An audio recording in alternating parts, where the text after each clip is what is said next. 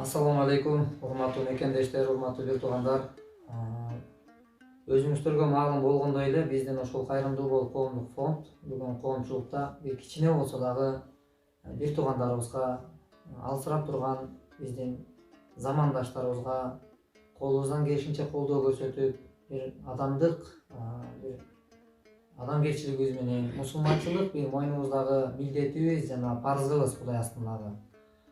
Ушундай жараткандын дагы айтканы бар.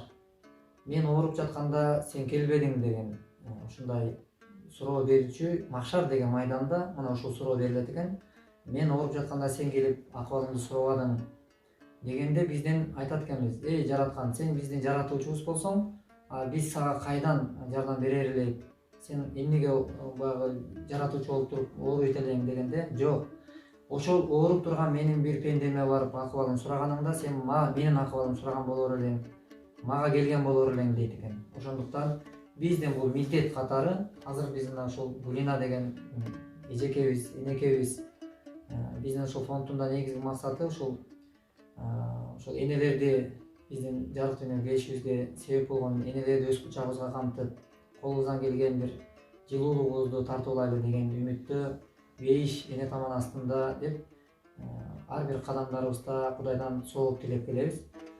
Ушул Гүл энеже азыр карасаңыз, коомубузда чындыгында аты жаман ар кандай күтүүсүздөн келген оорулар адамдын үрөйүн учуруп, ушундай бир кыйынчылыкка туш болуп калат да. Сиз деле муну күткөн жоксуз, билген жоксуз. Анткени жараткан адамды да бул дүйнөгө келээрде ушул эле эне менен деле акылдашпай кеткен да. Сага ушундай бала берем, мындай болот деп акылдашпай эле жараткан өзүнүн буйругун жөнөтө берет экен да. Ошон үчүн буга биз аргаспай моюн сунат экенбиз да. Айтсаңыз ушул канча убакыт болуп калды, өзүңүз тууралуу качандан бери буга чалдыгып калдыңыз? Мен өзүм 1966 жылкымын. Атым Гулина. Карабура, Талас районунун Карабура, Талас областына Карабура районунун Аманбаев айылында турам, жашайм да. Ошол жактыкмын. Бир кыз бир балам бар. Кудай таалам мага бир кыз бир бала берди. Балам 91-жылкы, кызым 95-жылкы. Анан жакшынакай эле ошо элде болуп эле иштеп журкап эле жүрүп, ошо бир эле күндө ооруп калдым. 1,5 жыл болду ооруганыма. Ошо ооруганымды даже билген жокмун. Кичине жүрө эле, журкап жүрө эле больницага, ошо кичине жүрөгүм айланып эле барсам эле ошо почкам, 2 почкам тең иштебей калып эле отказ берип апараттыр дегенден анан кийин больницага 1,5 жылдан бери больницада жүрөм. Ошол сиңдим, өзүм бир тушкан сиңдим. Аты Гулиза, ошо сүйрөп жүрөт 1,5 жылдан бери. Ошо балам Москвада иштейт. Кызым биякта өзүнүн жанында. Кызым да карайт, сиңдим да карайт. Ошентип отурам. Анан айла жок, гемодиализге бар дегенден кийин ошо гемодиализден качып, ал деле жакшы нерсе эмес. Ошо пересадкага барсам деген ой менен мен силерден кичине кайрымдуулук сурап отурам. Азыр бул Гүлүн эжекеме дагы мынакей ушул пересадкага дегенден кийин сөзсүз түрдө донор маселесине келип такалат. Донор болгондо ушул бир боору, бир тууганы өзүнүн бөйрөгүн берүүгө даяр болуп, бир тууган үчүн, бир туугандар бүгүнкү күндө коомубузда көрүп атабыз, баягы бир тууган үчүн бир тууган күймөк түгүл бир дасторкондо отура албай жүргөндөр мындан көп. Бирок бул жерде кыргыздын ушундай улуулугу, ушунда экен, бир тууган үчүн күйүп жангандыгы башка улутка салыштырмалуу бизде бул атадан калган бир жакшы бир ушундай жакшы асыл кептер айтылып келет экен да. Ошого мына бир тууганы ушул бөйрөгүн берип аткан бир туугандары бар. Ошол эле эженкин дагы бир тууганы бөйрөгүн берейин деп турат. Эми ушинтип бири-бирине бири колунан келген бир жакшылыгын кылайын деп, бири-биринен ажырабайын, ушул бир тууганымды эртең бир өкүнүп калбайын деп бар мүмкүнчүлүгүн жумшап турган бул мекендештерибизге алы жетпей алсырап турат.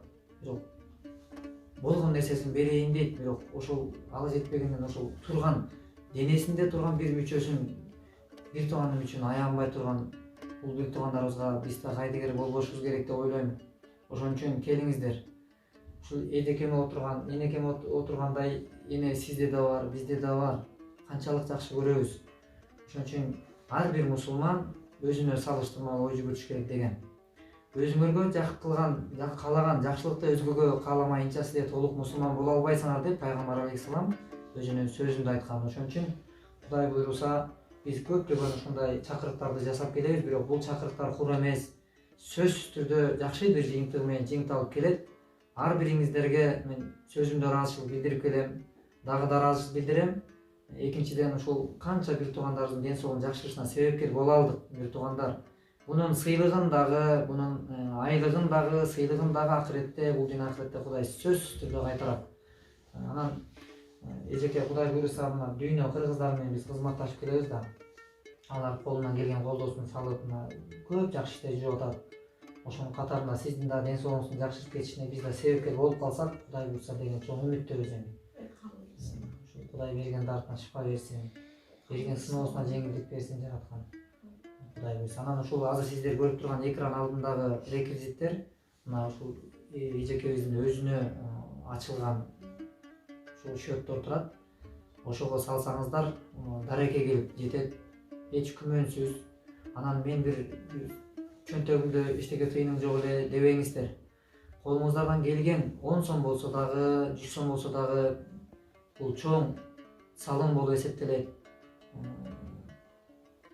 Сөзсүз түрдө бир кайдыгер болбоңуздар.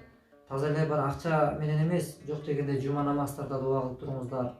Ден соолугу жакшырып кетиш үчүн. Кайрымдуулук десе бул сөзсүз эле бир акча берүү менен чектелбейт. Колуңуздан келген жакшы сөзү, ушул видеолорду бөлүшүп, элге кененирээк да батыраак таралышына себеп болгондугуңузда бул чоң жакшылык.